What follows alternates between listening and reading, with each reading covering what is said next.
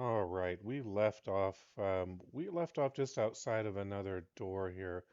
We removed the magic traps, and we're at the point now where I believe we're just going to go ahead and open the door. Um, I'm going to have, let's see, go ahead, let's have Sarwin and Lingen ready their ranged weaponry, and at the same time, Vam, Tharian, and Uzguk will lift the bar and open the doors.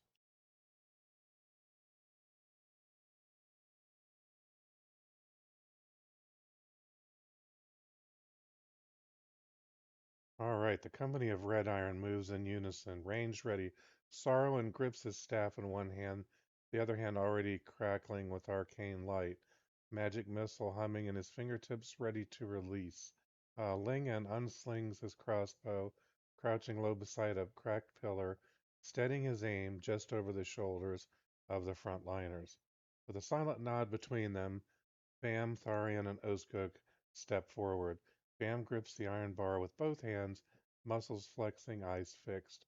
Tharian braces his shield sword angled for a defensive cut. Ozguk snarls a breath between his tusks, ready to strike. With a heave, they lift the bar. The iron slides free and they pull open the double doors. The chamber beyond.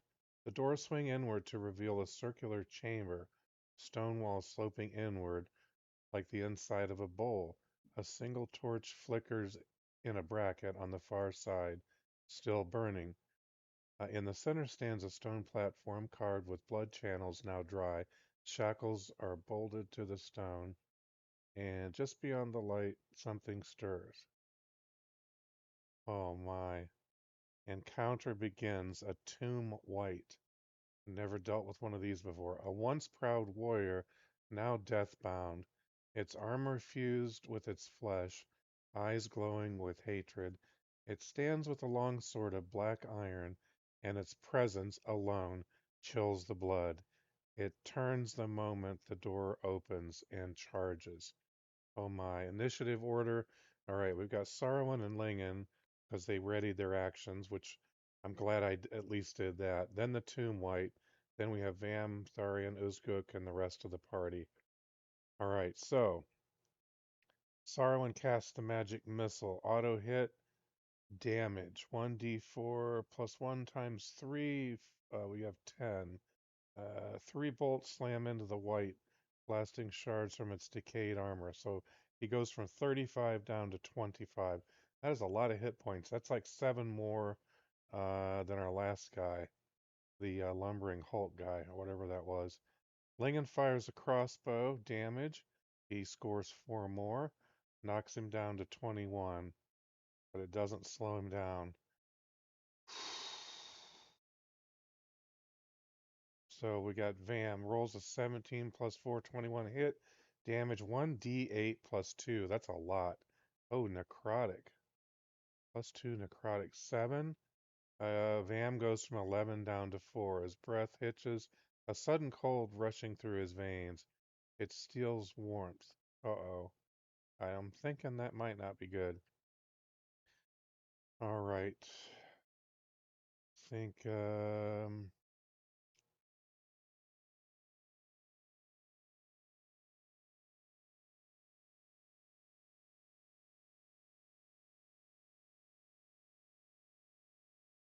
all right. Throlganlir will cast a protection.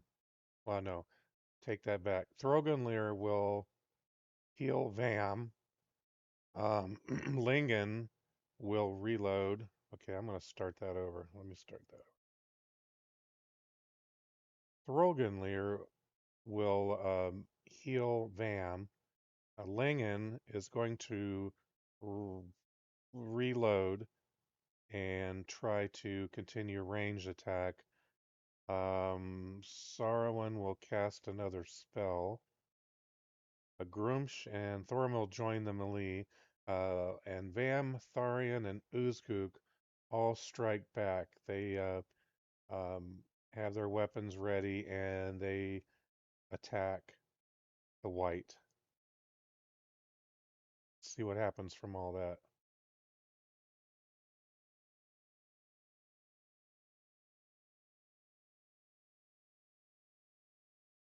Blood and light clash in the chamber as the company of Red Iron answers undeath with fury. Throganlear casts and cure wounds on Vam. The holy symbol raised and voice deep with resolve, Throganlear invokes Geed. By root and storm be restored. Alright, restores 5 hit points back to 9. That's a little bit better, little bit better. Sarwyn casting magic missile again. More glowing bolts slam into the white, punching blackened holes through its armor. Oh my, okay. 21 down to 12, 9 hit points. Reloads, fires crossbow, Lingen. Perfect shot. The bolt strikes the white's exposed neck. It jerks violently. Melee counter assault. Bam, Tharian, Uzguk, Grumsh, and Thormal. So we got a lot of guys in here on melee. Bam takes the long sword. 7 damage. Takes the white down to 0. Just by Vam. Alright, the white falls. The creature lets out a shriek like shattering glass. Its sword falls. Black smoke leaks from its eye sockets, and it collapses into a crumpled heap, unmoving. The chamber goes still. Alright, so the post-combat status, I'm going to have to update the character sheets. We got Vam at 9 hit points, Uzguk still at 4, everyone else unharmed. Spells cast, 2 magic missiles, 2 cure wounds. I need to double check on that because I've always been familiar with a lot of the spells taking time to recharge, and it seems like we're able to continually use these. I know we've used Magic Missile a number of times already. All right, loot and room contents. The black iron sword is carried, glows faintly. Sarwyn senses enchantment. The stone platform bears faint blood runes. The torch across the room is magical, burning endlessly. The walls are inscribed with strange diagrams of horned creatures, celestial bodies, and a spiral chamber. Wow, we got a lot to look at here. I'm going to update the character sheets here real quick with the hit points, and we will be right back. All right, we're going to have Sarwyn try to detect magic and maybe inspect that black iron sword. All right, Sarwyn Sageheart, robes swirling behind him, steps across the quiet chamber. The flickering magical torchlight casts long shadows over the stone platform as he kneels beside the black iron sword, still radiating a cold and natural presence. He places one hand on the hilt, carefully, not to lift it, but to feel its resonance. Okay, rolls plus intelligence, foresight. He succeeds at detecting magic. The sword thrums with necromantic energy, not cursed, but bound to undeath. Its magic has weakened since the White's destruction, but it remains potent. Alright, so we've identified another item. Excuse me, it's the Black Iron Sword of the Crypt. A long sword that does 1d8 of damage, enchanted, +1 to hit damage. Special deals 1d4 of necrotic damage versus undead or living targets with divine magic.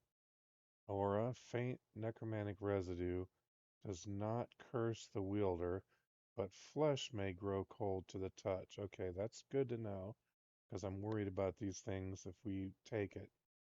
This wasn't forged, it was entombed. And it still remembers the dark it came from. Ooh.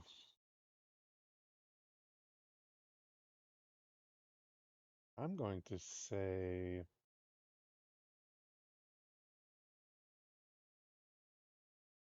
Alright, we're going to let Vam claim the Black Iron Sword.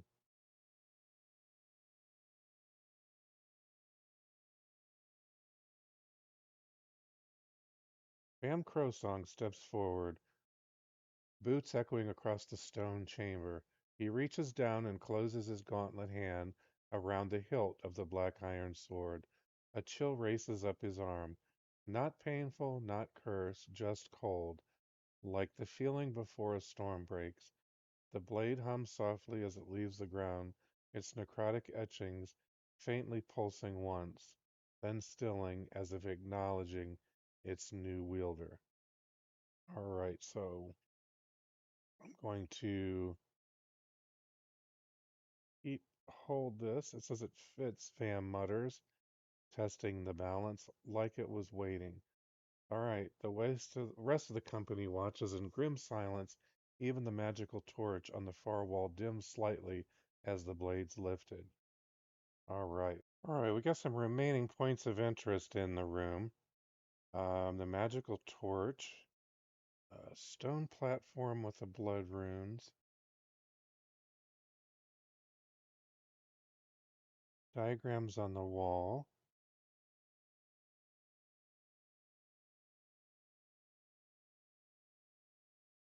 I'm going to have Throganlear and Sarwin take a look at the stone platform with the blood runes and see what they can detect, either magical or any kind of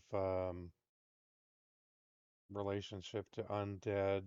See what they can find out about the stone platform with the blood runes. It's a little bit of a rambling sentence there, but let's see what happens.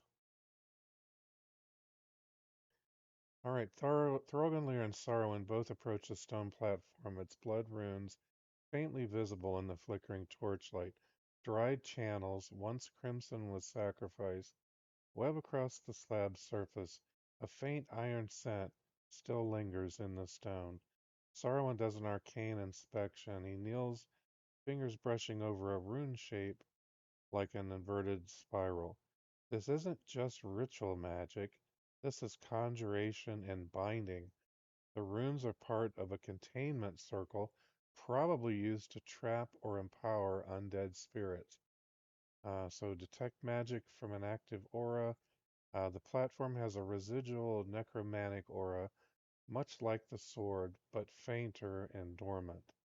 Throganlear does divine insight.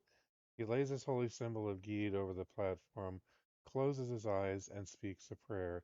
May your laughter echo and your feast cast out death. All right, he does a wisdom, a religion check. He opens his eyes, brow furrowed. This wasn't just a prison, this was a throne. Whoever or whatever was bound here was once revered, perhaps even worshipped, by those who feared it. He points to the bull sigil carved at the platform base. The one beneath, whatever it is, this was one of its anchors. All right, so the summary for the platform was used for some sort of necromantic ritual binding or worship. And it may have held or empowered undead, possibly the white. That makes sense. Runes match the style of the bull sigil, linked to the one beneath, mentioned in the Dwarvish scroll. Not currently active, but could be reactivated. All right, do we want to destroy it? No, I don't think so. I'm not going to mess with it. Attempt to sanctify or bless it. That might actually cause something to get very angry. Mark it and move on.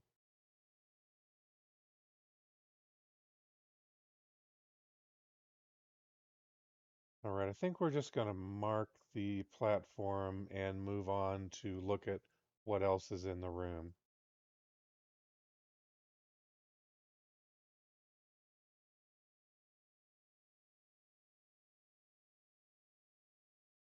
Okay, Vam carves a sharp X into the edge of the stone with the point of his new black iron sword, a silent warning to any who pass this way again.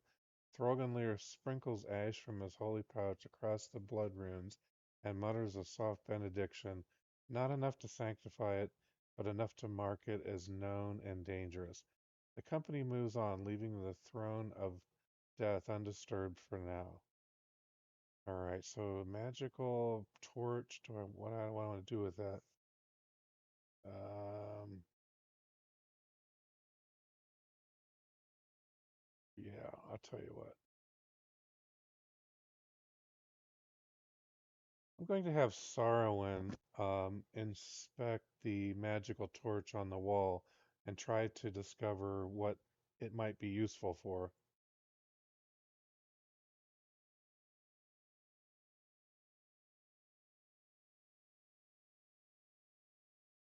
All right, Sarwin Sachart steps carefully to the far side of the chamber, where the ever-burning torch rests in an iron bracket shaped like a horned skull.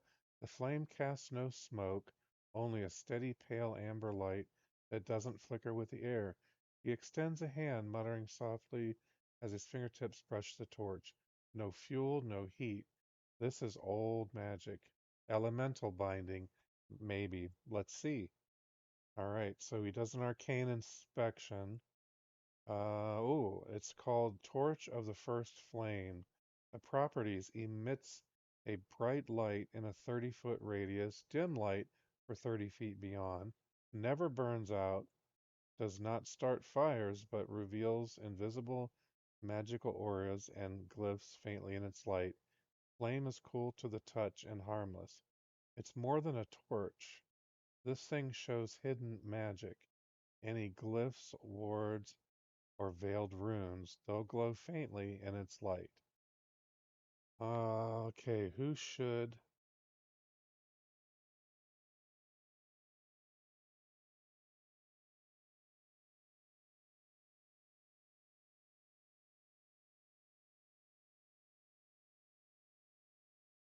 I'm thinking maybe Lingen, because Lingen has kind of been acting as the scout.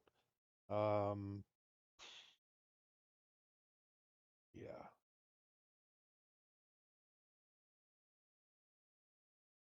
All right, I would like to assign the magical torch to Lingen since he acts as our scout.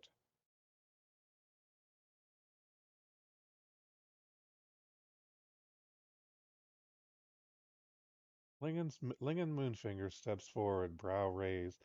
Did someone say invisible glyphs? Sounds like a halfling's worst enemy.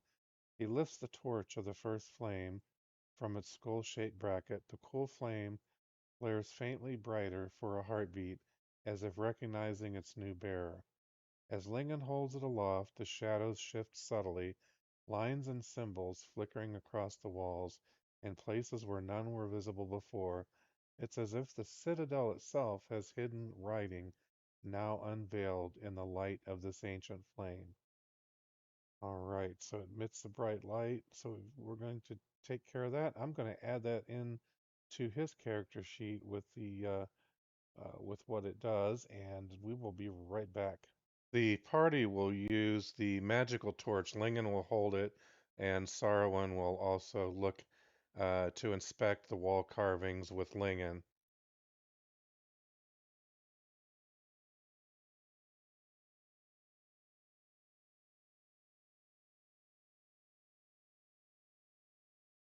Ling and Moonfinger of the first flame, and immediately the ancient stone walls begin to whisper their secrets.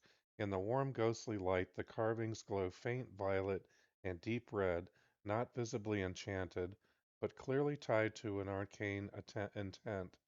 Symbols hidden in plain sight emerge, spirals within spirals, horned silhouettes, and a single black star etched deeper than the rest. Sarwin joins Lingen at the wall, eyes narrowing as the torchlight plays across ancient glyphs. He begins tracing the patterns with his fingers, murmuring quietly in Elvish and Draconic, piecing the meanings together. All right, he does an arcane lore check. The wall carvings. The spiral patterns are maps, not physical, but metaphysical paths, descent routes into the lower sanctums of the Citadel, where the one beneath is said to sleep. The black star is a symbol of void magic, a force that predates the gods, said to grant power through the sacrificial pacts. The bull-headed figures were once guardians, later turned into vessels for containment, a bull's body for the one's hunger. The phrase hidden in spiraling elvish script reads, "The sealed one dreams, if the sixth blood circle breaks, it wakes." Hmm. Sarwin steps back, visibly disturbed. This is prophecy, not just warning, but a countdown. If we find six blood circles like that platform, and they're all broken, something buried here will rise. Wow. Alright, so we found one such seal already in this room. The torch flickers, but the runes remain aglow. Alright, the next moves. I think I think we want to try to attempt to map those spiral paths.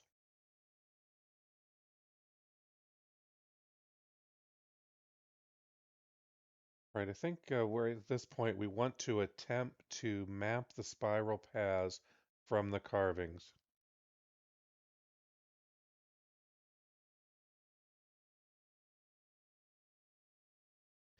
The company of Red Iron regroups around the glowing carvings.